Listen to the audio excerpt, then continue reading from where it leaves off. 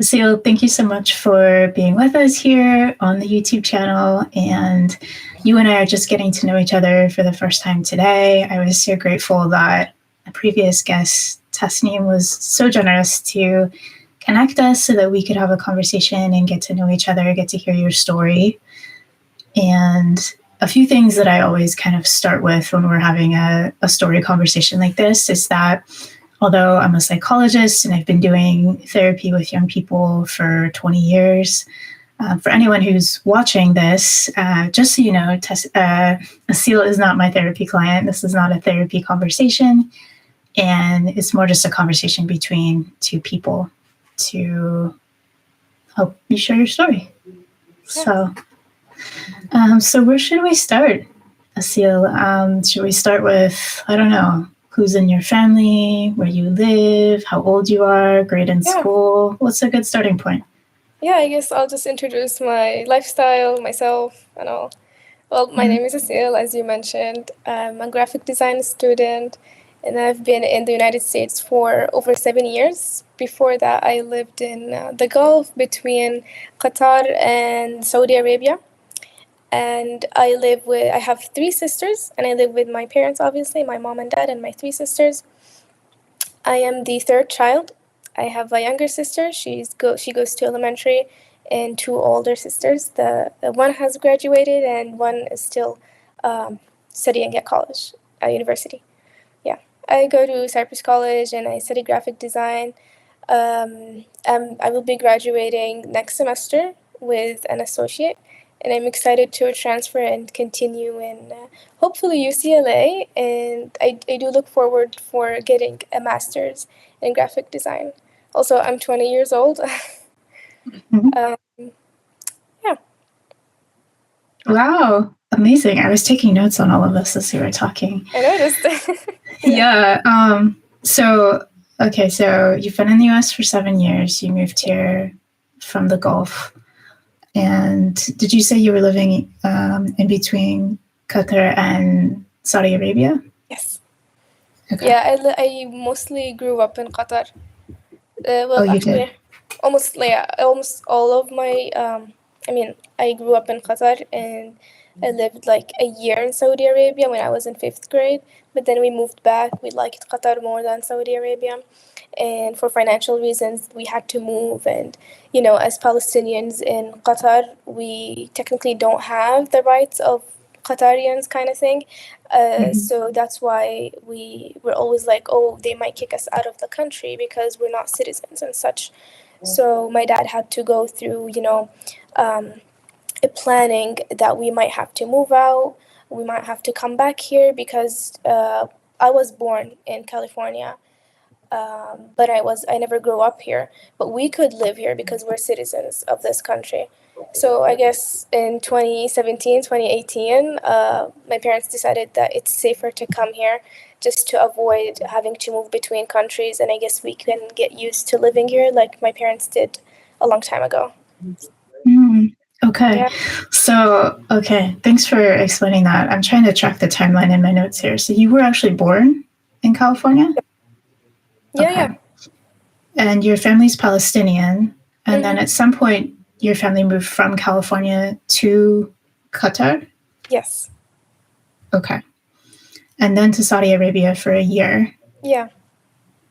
Back to Qatar? Yeah, for 2-3 years, and then back to here. Oh, okay. So you've bounced around. Yeah, it was a lot of moving. Yeah. Yeah, absolutely. Okay. And it sounds like there's 4 girls in your family. Was I understanding that correctly? Yes, including me. Yeah. Including you and your mom and your dad, and you're the third child. Yes. Okay. And now you're a graphic design student at Cypress College. Yeah. Yes. Yeah. Okay. And you're 20 years old. Yeah.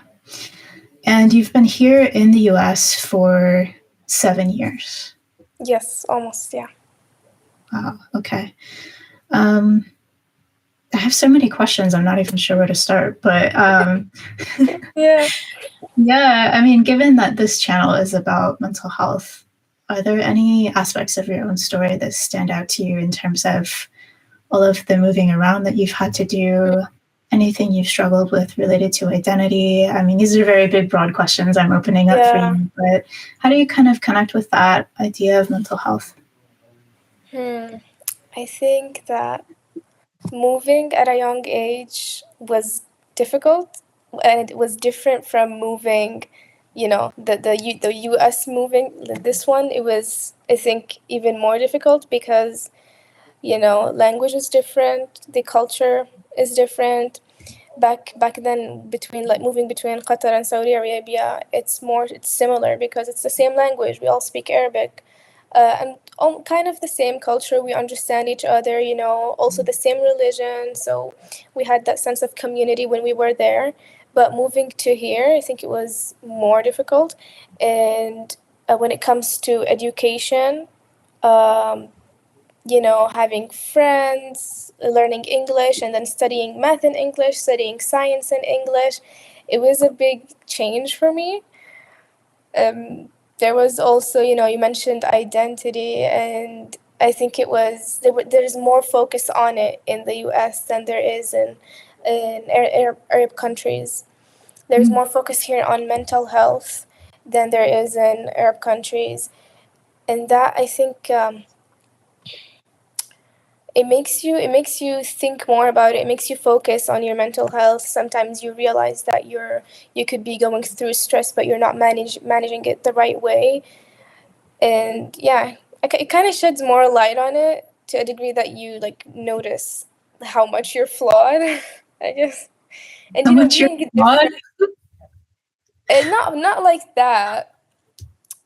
You notice things that that should be normal, but the society kind of focuses on it, and to a degree that it makes you think, oh, this isn't normal. But it is normal, What's an example? I don't think I have an example. Okay, that's okay. I was just curious what you meant, but yeah, I'm hearing you that it sounds like the move, especially the move here to the United States 7 years ago, sounds like a difficult one. Is that the move that you were referring to? Yeah, it was a difficult one, but I think I've managed. I think I had to get used to it in a way, in a healthy way, actually. At the beginning, it was difficult, and being young, I didn't, face it the right way, but thankfully, I managed. Having family with me is really good, and then friends also support me, and then the school, there is support in school. There's counselors, there are a lot of good teachers that I've met here, and it helps you get through it. Yeah, absolutely. I'm so glad that you have found people who can come around you and who can support you. Yeah, thankfully, yeah. Yeah. The levels of adjustment that you mentioned with moving here are profound, and I think it's hard for people to understand unless they've gone through it, what it's like to move somewhere where there's a different language, different culture, different predominant religion, let's say, and then the language that you're learning in the school system is not your primary language, right? So it sounds like your primary language that you learned growing up is Arabic. Is that correct? Yes. Yeah. And I've shared with you before our call that I have a embarrassing preschool level of Arabic, but I love the language and I do find it beautiful. Yeah. But what I try to, kind of the way that I try to frame it for people who might be listening to this is if you were let's say you were in high school and you have to learn a foreign language and you're learning French, and then you go to college and all of a sudden all of your classes are in French, but you're a native English speaker. That's kind of how difficult it is, but probably even more difficult because English and Arabic are, English we read left to right, Arabic right to left. Exactly. I mean, it just feels like differences, yeah. A lot of differences, not even the same characters, with depending on the form of Arabic in written form, but that's a profound difference to then be going through school. Yeah. Everything you're learning is in a different language. Yeah, exactly. Yeah. And the way people think here is very different. Some things I would approach differently, and then I would see my classmates doing specific thing in a different way. So you know how you have to kind of get used to that, and you get used to it. Yeah. Yeah. Can you think of any times where you've noticed that your classmates might think about something in a different way, or they might approach something in a different way? Yeah, I noticed that a lot of my classmates, specifically, let's talk in high school, junior high, like when we have a lot of homework or projects, I noticed that most students complain a lot, and I used to feel like it's okay, it's not that much. I don't know, maybe because the school system is different. You know, back in Qatar, we had I studied in a Jordanian system school, so it was pretty heavy. And I think coming here, it was much easier for me. That's why I felt like, oh my God, why is everyone complaining? Like, it's not that difficult. Yeah, I don't know actually, why this is so funny to me. it is funny, but in general, like the Arab education system, it's much heavier and difficult. It's known to be like that. So, yeah, I think I expected things to be the same, but they weren't, obviously. It was easier, so that was a good thing for me. Yeah. Yeah. I have heard that from people that if they move here from an Arab country, the school system feels easier. Yeah, exactly. We just have to get Yeah. the English language. That's it. Yeah, but then that's a profound challenge, right? So then you have a different type Exactly. of Yeah. challenge in the school system. I mean, let's say in the Jordanian system that you mentioned, like what was heavier? Was it the amount of homework or how much time it would take, or what was different? It was the course. The what's the right word for that? So we had homework. We had a lot of writing, but the material was difficult. It was really difficult, and we had more courses. So, for example, I studied seventh grade. Yeah, seventh grade. We study English, Arabic. That's in Qatar. I'm talking. There's math. There's geography, and there's I forget their names in English. So we have 3 subjects for what's its name? For social studies. Yeah. So there are 3 subjects, 3 courses for social studies. And for science, we study biology, chemistry, and physics. And each of them is a different course. So they're not just called science, no, they're chemistry, a separate course, and then physics, and then biology. And each of them has heavy material. Maybe that's why it's difficult. And that was seventh grade? Yeah, that's 7th grade, 6th grade. Yeah, and up, obviously, 7th and then up to 12th grade. It's the same. Okay. Yeah, that definitely sounds very different Here, from what I. they're condensed. Yeah. Yeah.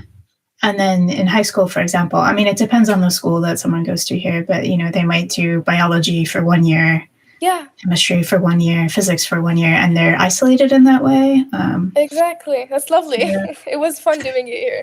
My older sister, she only studied 2 years of high school here, so she had to go through less, I guess. I mean, well, she had to go through it in Qatar, that it was more broad and, no, sorry, not broad. It was more focused on each course separately, but here it was condensed. Mm. Yeah. Okay. Yeah, so it can be different. Yeah, exactly. Yeah. Okay. You mentioned stress in terms of moving here. And sometimes we talk about immigration stress or acculturation stress, the stress of moving from one country to a different country. And technically, you've done that quite a few times in your life, but it seems like this particular move to the US 7 years ago caused stress. And Yeah. what was that stress like for you?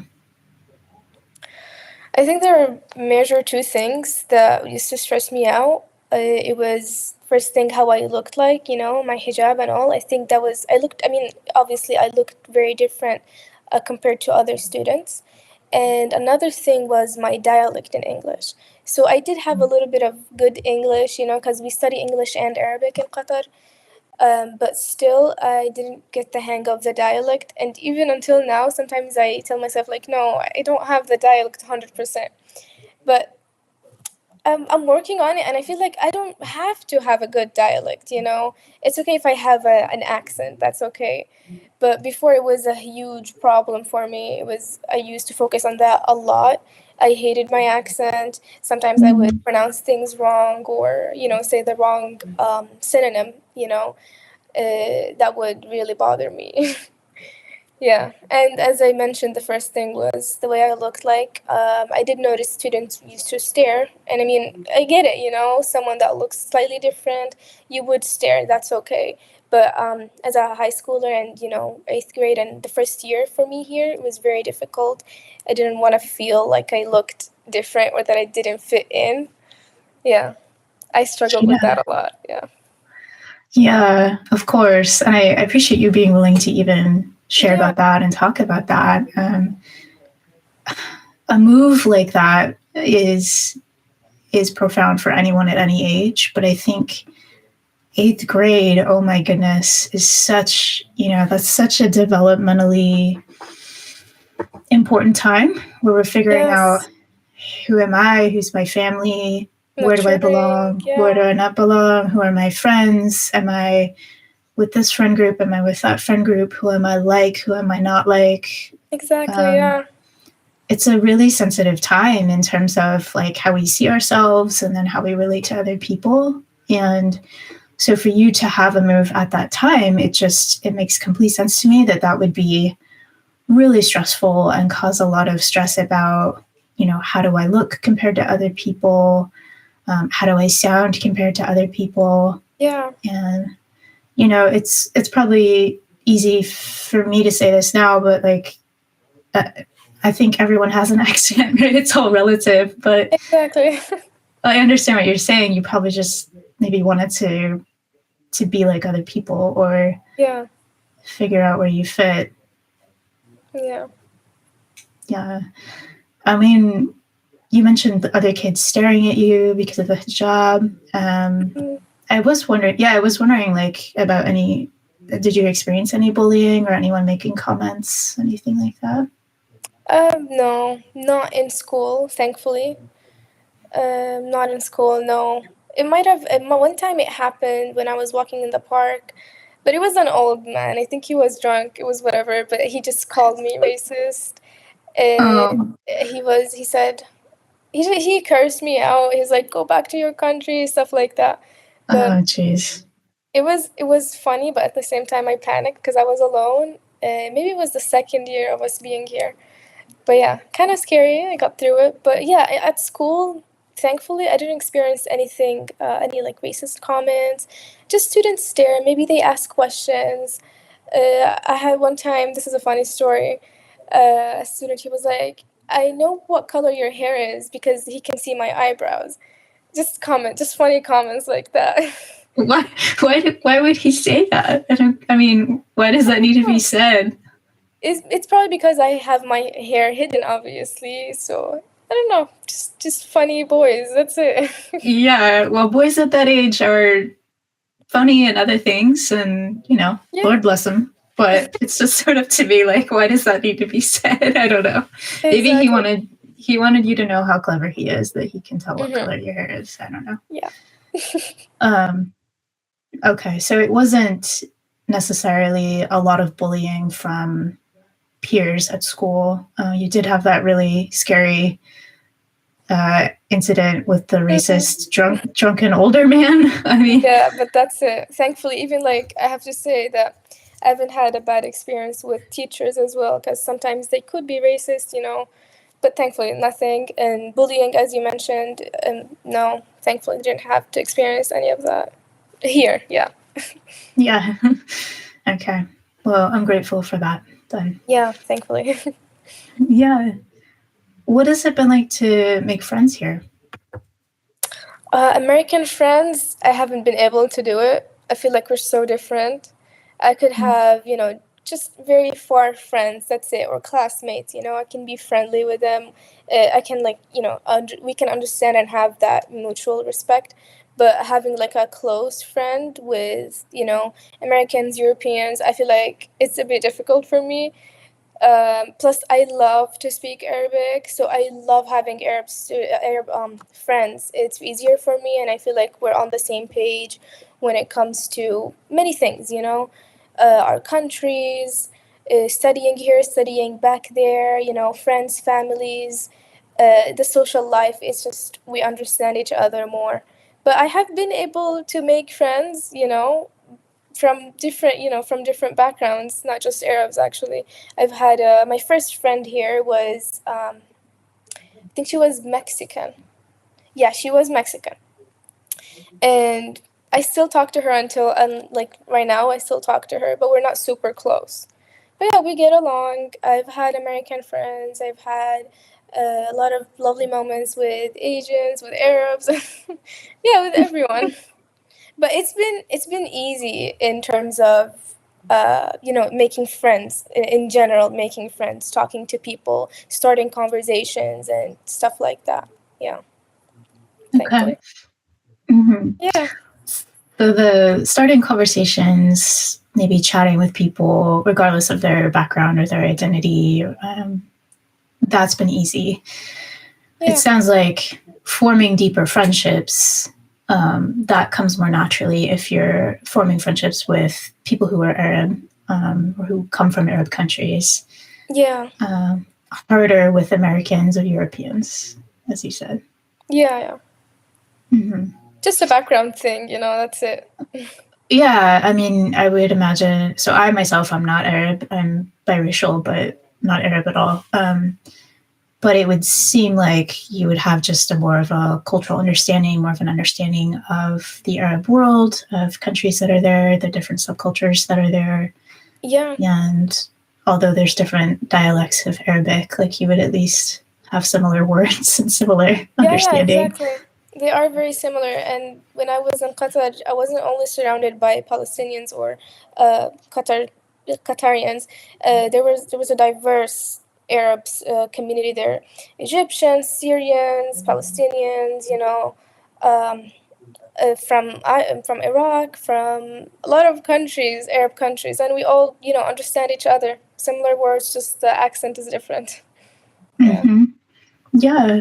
So then you at least have that linguistic understanding in that same Yes. foundation there. It seems harder here, though. And I Yeah. Yeah. think one thing that comes to mind for me as someone who studied Arabic just a little bit, and again, it only has a preschool understanding, but what was surprising to me is how it changes how we think, the language that we use. So in Arabic, like it's taken me a long time to be like, oh, different objects have like a gender. Yeah. I know. Yeah. Yeah, and it's just it changes how you think, right? And it changes your Exactly. worldview depending on the language that you're using. It's not only Yeah. about the words; it's like it's actually the thinking behind the language as well. Yeah. Exactly. Yeah. Um, so I guess I've been sort of on this theme of stress and what's been stressful to you about living here in the Mm-hmm. U.S. And I don't know. I guess you're Palestinian, and I can't ignore the fact that there's this war that's been going on. And if you feel comfortable sharing about that, I'm just wondering what that's been like for you living here. Yeah. Well, first thing I have to mention, I do not have family there, because all of them had to move back in 1948 to Lebanon, and some of my family moved to Egypt, and some moved to the Gulf. And my dad's side and my mom's side, they moved to Lebanon, but we didn't live there a lot. We grew up, as I said, in Qatar and all. It's really difficult watching the news, but I am a part of, the organizations that talk about Palestine and all, PYM, stuff like that, SJPs, and I think this is I have to do this, I'm doing this for my country, for my people, although I've never been there, and I've never, lived, or I don't have anyone that I know that lives there, but this has been our cause for many years, and I grew up watching the TV, hearing my parents talk about what's happening. This isn't the first genocide. This isn't the first war that's happening there. So yeah, and I'm always on social media, watching what's going on Instagram, following all those pages that talk about Palestine, sharing on my story, to get people to learn more. And at Cypress College, we've had multiple times where we did a tabling kind of event, where we had a table on campus, and we just had resources. People would come up and ask questions about what's happening specifically in Palestine and such. And thankfully, we've been teaching people, me and some of my friends, and we've been learning more actually about the history of these things, because I don't have a perfect understanding of everything.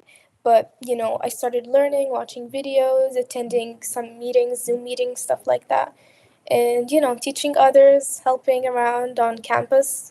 A lot of students actually care about what's happening and they want to learn more, and that keeps me going. That keeps me and my friends encouraged to doing these tabling events. Yeah. Okay. I love these tabling events, and part of what strikes me in hearing you talk about this is also your humility, because you're saying, I don't have a perfect understanding, and I'm learning and I'm also teaching at the same time. And that really is very humble of you to be open-handed about it in that way, and have tabling events where you're sharing with other people as well. Yeah. Yeah. What has this been like for you to have these events and be having conversations with people? It's been a little bit stressful because, as I mentioned, I don't have a perfect understanding of what's happening, but also stressful in organizing, because I also have my my school, courses, and I'm studying at the same time as organizing things like that. But at the end of the day, I'm glad I did this, even though it was stressful at some times. But I'm glad I did this. I did this because it's for a greater good, and there's a huge, very important goal that we're seeking and we're working towards, and that's very important to me. Mm-hmm. Yeah, so it's very important, and it's for the greater good of the goal that you have in mind. Yeah. You and the other students, it sounds like collectively that you're working toward. And at the same time, you're a student, and this is stressful because it's something in addition to your regular courses. Yeah. And yeah, I can hear that would be very, very stressful. I probably can't imagine the stress.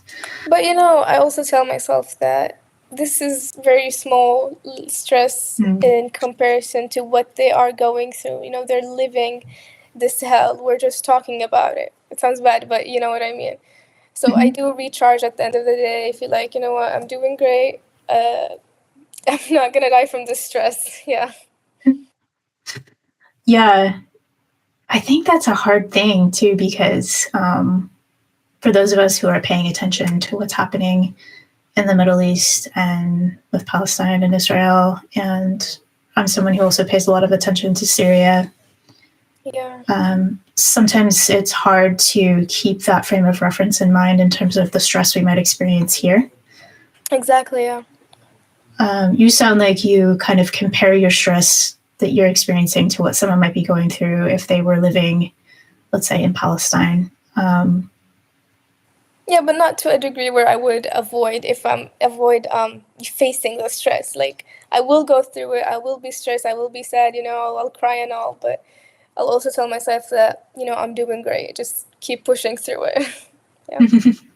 You kind of anticipated what my question was, right? It's sort of like, how do you still acknowledge the stress you are experiencing? You already answered my question, like, because I think sometimes we can like invalidate. Yeah. Like, oh, what I'm going through is nothing because of what's happening, and that's to other awful. people. That's bad. What, the invalidating? Yeah, because I see my parents sometimes do that, where they will tell themselves, oh no, I'm okay, people are going through worse than this.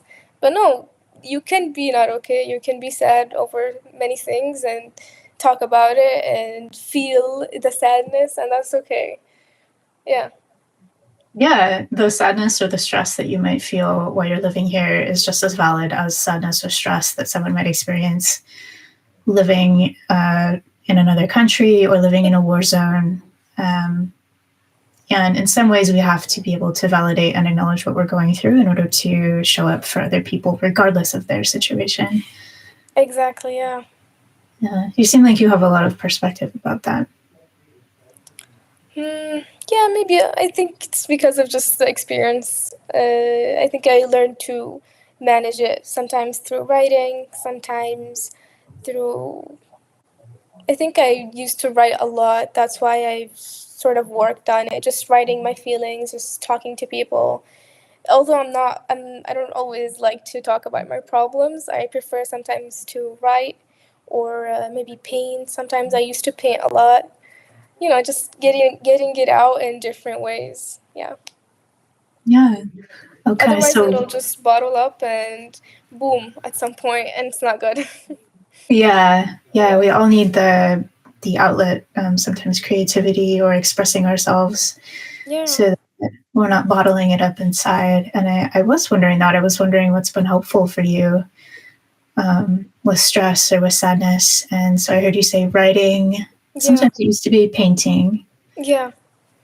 Other things would be praying. I think also reading our holy book, the Quran. It's really helpful. Also talking to religious people, I guess. So we have this thing as the Muslim community. It's like a convention that we attend every year. It's not religiously like that we have to go, but it's something that the Muslim community does here to connect each other and to keep us, focused on our, how do I say this? To keep us connected to each other and to our God, Allah, and to keep us also like close to our faith while we're in a country that isn't Muslim, so we don't lose ourselves or we don't stray the path of our religion. And what they do is they hold lectures talking about different many things. Actually, they talk about patience sometimes they focus on family, religion, they focus on like many topics, and I find it helpful when we go there. We attend those lectures, we listen to our scholars talk about their experiences. They mention quotes or phrases from the holy book, or they mention stories that happened in the past and stuff like that. I forgot what was my point, but it keeps us connected, this kind of thing. My faith has been, also helping me in general get through many things. Prayer, asking God for things, asking for help, and listening to other people's experiences and all. Mm-hmm. Yeah.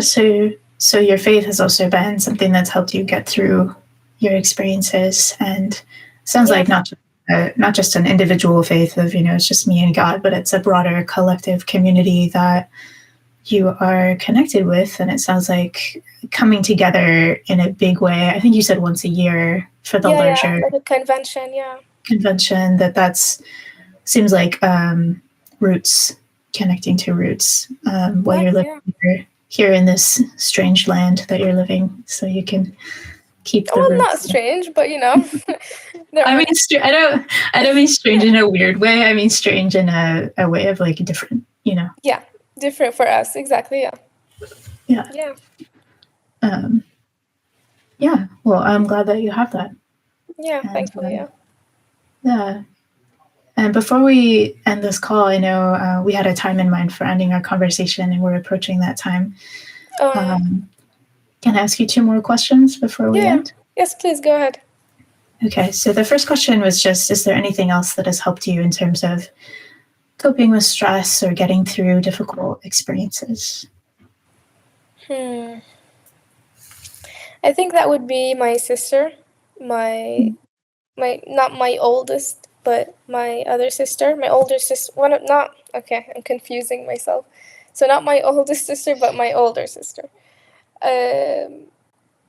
I mean, like even now, we're really close to each other. I think we've helped each other through a lot. We've had kind of similar experiences, obviously, moving between countries and all, but we've connected together differently. I talk to her the most. I'm more comfortable telling her my problems or anything that I want to share. I can share with her anything. I think that's really helpful for me, and I'm really thankful that I have her. Not just her, even like all of my family, just knowing that we've all been through this together and we keep going through it every day. And I'm talking in general, nothing that's really specific, but because, every day there are problems, there are things that happen, and knowing that we're together and we can talk about it has really helped me. So that's a really specific relationship with your one sister that has been sounds like a source of strength and understanding and support for you, exactly. especially. Yes. Okay. One final question, if that's okay. Yeah, please go ahead. Okay. This is the question that I've been ending every interview with. So the question is, what do you wish you knew when you were younger? Nice question.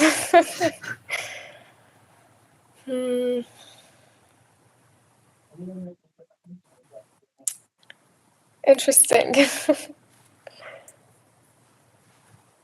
Wow, I don't have an answer. I feel like I think many things actually, but if I were to choose one thing, it would be that it's okay to be different. I think it's okay to be different and feel things in a different way, I guess, or approach things in a different way. I think I've struggled the most with being different. That's why I'm saying that. Yeah. So for anyone who's listening to this who, maybe they're in middle school or high school, or maybe they're in college like you are. Yeah, it's okay to feel different. You don't have to go to that place that everyone went to. You don't have to say the thing that everyone says or everyone does, It's okay to be on a different pace than everyone else. Yeah. Okay. Well, thank you for the encouragement, because I think it probably looks different for everyone and the way they feel different can vary. Yeah. But we all probably need that reassurance that it's okay to be different and that we are different, and that's in fact a beautiful thing in some way. Exactly. It's a unique thing, yeah. Yeah. Well, Aseel, thank you so much for being with us, and thank you for being willing to share your story with us. Thank you, Dr. Parke.